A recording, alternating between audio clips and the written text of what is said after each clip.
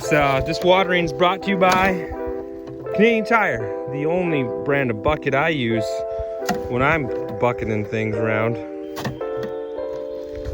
For the record, I'm not sponsored by Canadian Tire yet.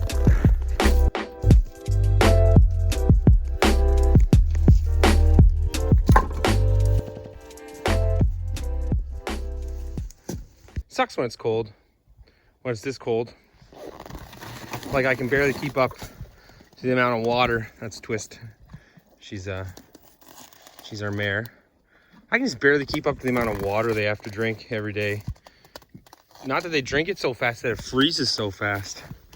And then you have to try and break it open with my little water hatchet. But super fun. Yep.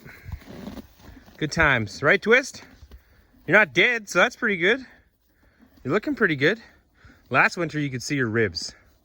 So she's doing good. Mind you, last winter was like 3 months of minus 50. That is a gross exaggeration. Anyways, it's time to go reorganize the woodshed. When it's minus 30 out at night, you want to make sure you got logs that are going to keep burning all night, and they burn efficiently and burn clean and give you a bed of coals. So it's not super bad right now, but for all those people that ask me, why do I like winter over summer? This is why I like winter over summer. When I was stacking this woodshed in the summer, I was sweating my face off. Just dripping sweat, like sauna sweat. But now it's just nice and brisk. It's only about minus 22 right now. There's no wind, sun's out, guns out, you know, getting my workout in, tossing logs, and I don't know, got a little bit more to go, as you can see. I'm trying to organize all this stuff so I can get to that birch, so I don't got to keep climbing over that stack. Living up north, burning wood. Some people would say, I couldn't do that. And you're right, you couldn't do this. Some of you just aren't cut out for it. Nah, you could do it. Big plans for spring. My landlord and I, we both got to cut wood, and so we decided that we're going to have all of our wood put up by July, which gives us August to scout for elk and September to hunt for elk. And you don't really have to worry about cutting firewood. That's what we did last year. We almost had all of our wood cut by August. The plan is to have 25% birch, 25% fir, and the rest pine. You might say, isn't a log? What's the difference? Logs are a lot like people. Some logs are just hotter than others. And you want some hot logs in your mix. You don't want to just have all pine. I mean, you could, I guess. Some people do it, but I like to have it when it's really cold like this, when it's minus 30 at night. I want to throw some birch logs in there and know that we're good to go. And the plus side to burning birch is it smells really great. It smells like birch, and reminds me of my childhood because we had a bunch of birch trees growing up. Anyways, I got some work to do because I hate having a disorganized woodshed. Laundry everywhere, garbage on the floor, socks. I can live in squalor, like literally squalor. I can live in filth and disorganized things and not know where anything is. I want to have my woodshed organized. I don't know. It's just the way I am. You know what they say? Get stacking. Wood. Hey Peyton, how many times do you think each one of these logs has been touched since the day we cut them?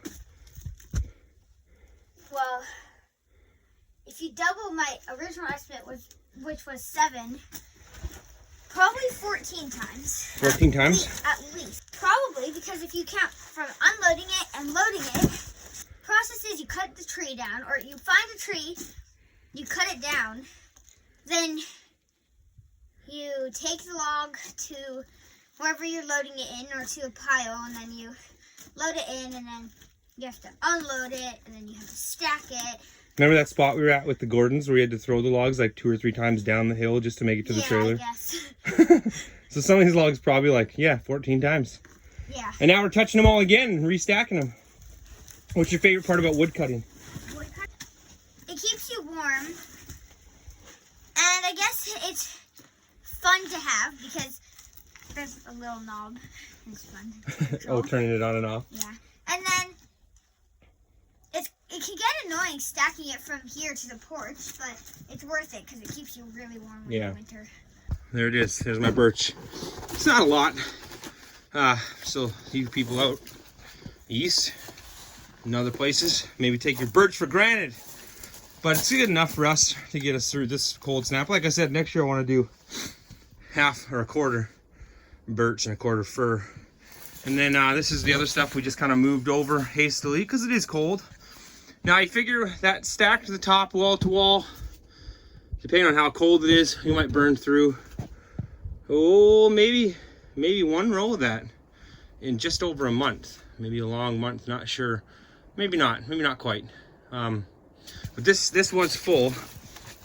So I guess that's 1, 2, 3, 4, 5, 6, 7, 8, 9 or 10 rows, and we're about, we're about halfway, just a little under halfway through the wood for the year. We did start burning in September though. I mean, we lit a fire on Canada's Day because it was so cold. In the evening we were heating the house. That's our only source of heat. Well, we just cleaned the stove not that long ago. That's one thing you got to keep up on, is making sure your stove's nice and clean. As I tramp through the snow here to get a good look. We should probably get up there and clean that again pretty soon. You can see it's kind of gunked up, building up a little bit. That's one thing you got to watch out for. Chimney fires aren't very much fun.